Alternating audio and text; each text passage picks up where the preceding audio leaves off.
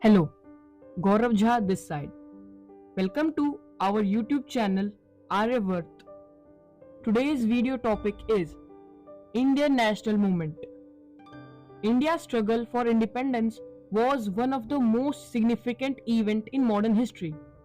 It was a long and hard-fought battle that spanned over several decades, but finally culminated in India gained its independence from British rule on 15th August 1947.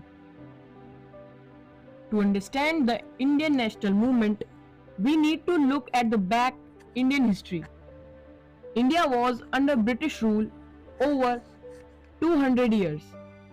The British East India Company had established its trade posts in India in the 17th century, and by the 19th century it had become a dominant power in India. The British Raj, as it was called, had control over every aspect of Indian life, including its economy, political system, and evenly its culture practice. Early movements of the Indian national movement. The Indian national movement started in the late 19th century with the formation of the Indian National Congress in 1885. The Congress was initially formed as a platform to voice the grievances of the Indian people and to demand political reforms. In its early years, the Congress mainly focused on constitutional reforms and sought to work within the framework of British colonial system. However, in the early 20th century, a new generation of Indian leaders emerged who were more radical in their approach. They believed that the only way to gain independence was through direct action, and they started organizing mass movement to challenge the British rule. Now, let's talk about the mass movements of Indian national movement. One of the most significant mass movements of the Indian national movement was the non-cooperation movement of 1920 to 1922.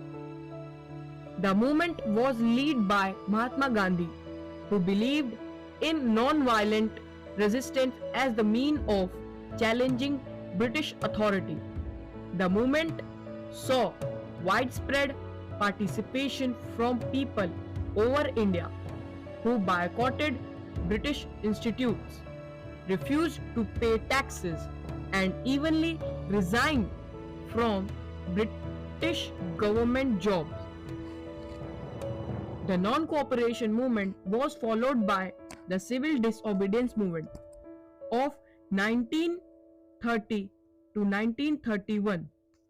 The movement was also led by Mahatma Gandhi and saw the famous Salt March, where he and his followers walked over 240 miles to the coastal town of Dandi to make salt in a defiance of British law. The movement saw widespread participation from people all over the India who engaged in acts of civil disobedience, such as refusing to pay taxes, boycotting British goods, and staging protests. Finally, in 1942, the Quiet India movement was launched, which called the intermediate withdrawal of British rule from India.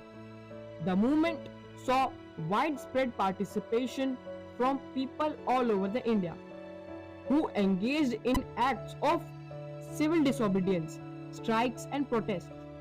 The movement was met with harsh repression by the people from British authorities, with thousands of people being arrested and imprisoned.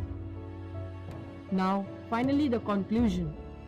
The Indian national movement was a long and hard-fought battle, but finally, India gained its independence on August 15, 1947.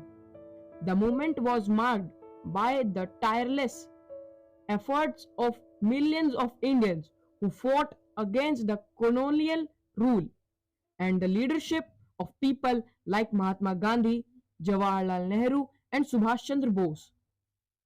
The national movement of India, India's struggle for independence, remain a shining example of the power of the people's movement and enduring the spirit of human freedom.